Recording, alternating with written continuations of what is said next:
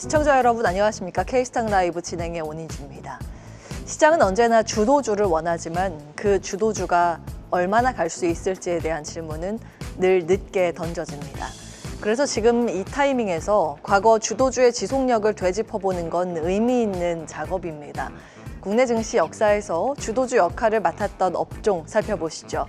10개가 훌쩍 넘더라고요. 그중에는 1년 이상 이렇게 강세를 유지한 섹터도 있었지만 고작 6개월도 못 버티고 내려온 경우도 우측에 보시는 것처럼 적지 않았습니다. 좌측에 1년 이상 지속력을 유지한 주도주들 자세히 보시면 2004년부터 2008년까지는 조선, 2010년부터 11년까지는 자동차와 화학, 15년에서 16년까지는 화장품 등 살펴보실 수 있고요. 우측에는 1년까지 못 버텼던 섹터들 대표적으로 기계, 철강, 에너지, 반도체, 2차 전지였습니다. 여기에서 가장 빠르게 피크를 찍고 내려온 섹터가 분홍색 2차 전지입니다. 무엇이 이렇게 생명력의 길이를 좌우했을까요? 자, 위에는 주도주들의 선행 PER이고요. 아래는 영업이익입니다. 영업이익이 뒷받침되는 sek터가 길게 갔고 그렇지 못한 섹터의 생명력이 짧았다는 걸 한눈에 확인해 보실 수 있는데요. 대표적인 게 2차 전지입니다. 2차 전지의 경우 이익이 굉장히 짧게 나오고 있죠. 뒷받침되지 않아서 이 생명력도 굉장히 짧게 나타났다는 걸 확인해 보실 수 있습니다. 그리고 정반대로 이렇게 이익이 뒷받침되지 못했는데 길게 갔던 섹터도 있습니다. 대표적인 게 바이오인데요. 보시는 것처럼 이익은 이 정도 수준에서 끝났고 주도력의 생명력은 굉장히 길게 갔습니다. 당시 우리나라는 초저금리 기조를 유지하고 있었죠. 이에 따라서 유동성이 시중에 많았었던 기간입니다. 결국 주도주의 생명력은 첫 번째, 높아진 밸류에이션을 감당할 만한 이익 성장이 있느냐, 두 번째, 쏠림이 유지되는 수급 흐름이 뒷받침될 수 있느냐, 이 두 가지에 달려있다고 볼 수 있습니다. 이 기준은 지금 새로운 주도주를 찾는 데에도 혹은 이미 보유 중인 종목이 과연 주도주 지위를 이어갈 수 있을지 판단할 때도 매우 유효한 기준이 됩니다. 자, 여러 가지 섹터를 통해서 힌트를 좀 찾아볼까요? 간만에 외국인 수급을 살펴보겠습니다. 코스피에서는 외국인이 작년 8월부터 올해 4월까지 9개월간 무려 38조 원에 달하는 역대급 순매도를 기록했습니다. 셀 코리아가 장기화되면서 시장 체력도 많이 약해졌죠. 하지만 5월 들어서 분위기가 다소 좀 바뀌고 있는 상황입니다. 외국인이 이달 들어서 1조 3천억 원 순매수로 돌아섰습니다. 거대한 매도 뒤에 드디어 매수의 조짐이 포착된 셈입니다. 이는 장기 셀 코리아로 생긴 수급 공백 그리고 코스피의 상대적 밸류에이션 매력이 부각됐기 때문으로 분석됩니다. 물론 아직은 질주라기보다는 예열 단계로 보이는데요. 외국인의 순매수 강도는 공격적이기보다는 지금 점진적이고 탐색적인 흐름에 가깝습니다. 이러한 외국인의 순매수, 신중한 매수의 움직임의 배경엔 여전히 풀리지 않은 대외 변수들이 존재합니다. 그중에 하나가 미국발 관세 여파죠. 실제로 오늘 발표된 5월 1일부터 20일까지의 수출 데이터를 보면 시장 불안의 뿌리가 어디에서 비롯되고 있는지가 분명히 드러납니다.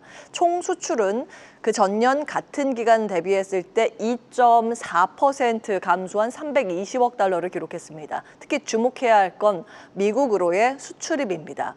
대미 수출은 무려 14.6% 감소했습니다. 3월부터 적용된 품목별 관세의 직격탄이 이 실적 수치에 본격적으로 반영되기 시작한 것으로 보입니다. 미국뿐만 아니라 중국, 유럽연합, 일본 등 이 주요 교역국 전반에서 수출이 줄어들었습니다. 이는 대미 수출 감소가 글로벌 공급망에 간접 파장을 일으키고 있다는 신호이기도 합니다. 품목별 흐름도 이를 뒷받침합니다. 반도체만이 17.3% 증가하면서 선방했지만 자동차 부품, 석유 제품 이렇게 모두 마이너스권을 기록했는데요. 주력 품목 대부분이 타격을 입은 상황입니다. 반도체는 아직 미국의 품목별 관세를 적용받지 않고 있죠. 반면에 자동차는 지난 3월 초부터 미국의 품목별 관세가 적용된 품목입니다. 관세라는 구조적 리스크가 어느새 수출 전선 곳곳에 침투하고 있다는 점 그대로 드러나고 있습니다.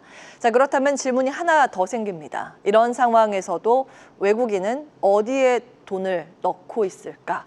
불확실성을 피하면서 기회를 찾는 자금의 흐름, 그 쇼핑 목록을 들여다보면 지금 외국인은 한 방향으로 강력하게 베팅하는 것이 아니라 주변을 살펴보면서 천천히 발을 담그고 있는 중이라는 걸 알 수 있습니다. 5월 이후에 외국인 순매수 상위 업종을 보시면 반도체 가장 많이 담았습니다. 그 다음으로 자동차도 눈에 띄는데요. 관세 리스크에 직접 노출된 대형 수출주들이죠.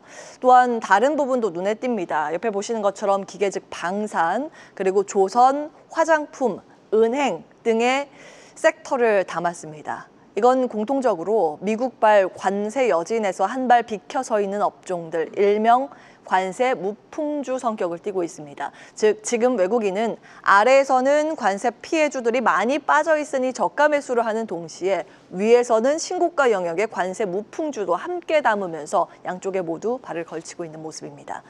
5월 들어서 환율이 1,400원 아래로 내려오면서 외국인에게 단기 환차익 유인이 생긴 건 사실입니다.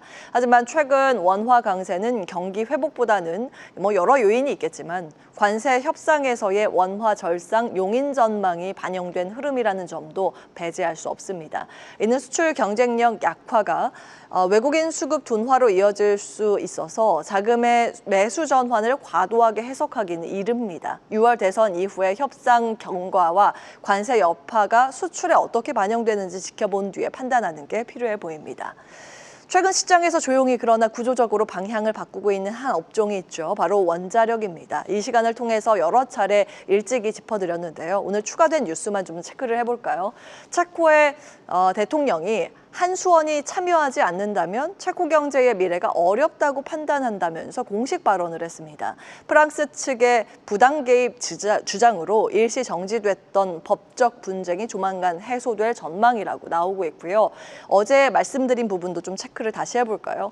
독일이 원자력에 대한 오랜 반대 입장을 철회했다는 소식, 파이낸셜 타임즈를 통해서 보도가 됐습니다. 원자력을 재생에너지와 동등하게 취급하려는 EU 법률을 그간 강경하게 반대하던 독일이 이제는 더 이상 막지 않겠다고 공식 입장을 바꾼 겁니다. 프랑스와 독일이 같은 쪽을 바라본다는 건 유럽 에너지 질서의 패러다임이 실제로 움직이고 있다는 의미입니다. 실제로 다음 그래프는 유럽 에너지 패러다임이 어떻게 바뀌었는지를 극명하게 보여줍니다.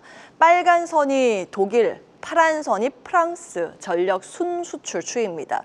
독일부터 보시면 2022년에 마지막 원전 폐쇄 이후에 전력이 훅 꺾였죠. 순수입국으로 전환이 됐고요. 수출입 격차는 2010년 이후에 이렇게 최저 수준까지 추락했습니다. 프랑스도 마찬가지입니다. 원전 장비 고장으로 전체 원자로의 절반 이상이 멈추면서 한때 전력 수입국으로 전환이 됐는데 재가동 이후에 다시 수출의 지위를 회복했습니다. 프랑스가 파란색이고 독일이 빨간색이네요. 이 그래프가 말하는 건 단순합니다. 전력 수출국이 되는 수입국으로 되는 이런 전략이 어떻게 되느냐, 그 기준은 원자력의 유무였던 겁니다. 그리고 이건 유럽만의 의미 이야기가 아닙니다. AI와 반도체가 전력을 집어삼키는 시대, 현실적 에너지 해법으로서의 원전, 다시 주목받는 이유가 바로 여기에 달려있다고 보여집니다. 지금의 원전 테마를 좀 제대로 이해하려면 2008년부터 2010년까지의 전 사이클을 복귀해 볼 필요가 있습니다. 그 시기에 UAE 바라카 원전 수주기 대감이 확산되면서 BHI가 589% 급등했고 한전 KPS 400%, 한전기술 300% 이상 상승을 하면서 강력한 주가 랠리가 펼쳐졌습니다. 이 당시의 주가이고요. 그때 핵심은 팀 코리아, 이 국가가 주도하는 공기업이 수행하는 구조였습니다.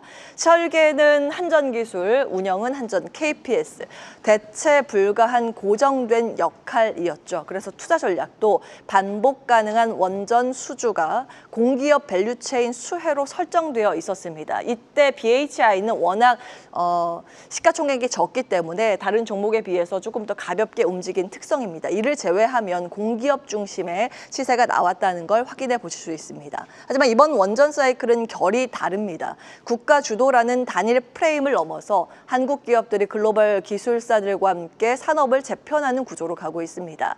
이제는 공기업만이 아니라 민간 기업이 중심에 올라서는 그림, 시장 확장과 주도권 이동의 국면입니다. 그래서 이번 사이클에서는 현대건설, 두산에너빌리티, BHI 같은 민간의 역할이 주목받고 있는 그런 상황입니다. 그동안 지속적으로 보여드렸던 밸류체인이고요. 여기에 하나 더 금리입니다. 현재 한국은행은 이미 금리 인하 가능성을 시사하고 있죠. 금리 인하는 건설과 에너지 산업 전반의 중기적 수급 유입의 트리거가 될 수 있고요. 총선이나 대선 이후에 대규모 인프라 투자 흐름과도 맞물릴 수 있습니다. 특히 이 가운데 현대건설 등의 시공사들은 원전과 건설 금리 인하 수의 기대감까지 교집합으로 꼽히고 있습니다. 다음 보시면 다만 건설사의 리스크 요인을 꼽자면 첫 번째는 이미 한은은 다음 금통위에 대한 인하 포지션을 이미 시장에 알고 있는 내용이기 때문에 이걸 미리 주가에 반영을 하는 걸 수도 있겠고요. 두 번째 원자재 가격 환율입니다. 이것도 원자재 수입이 이제 영향을 주기 때문에 그렇고요. 세 번째는 선계약 후 매출, 이런 매출 구조 부분입니다. 리스크 요인을 꼼꼼히 들여다보시면서 이 건설주 보유하고 계신 분들은 대응 전략 세우셔야겠습니다. 계속해서 다양한 경제 이슈를 알고 싶다면 구독과 좋아요, 알림 설정 부탁드립니다. AI 캐스터 권미정이었습니다.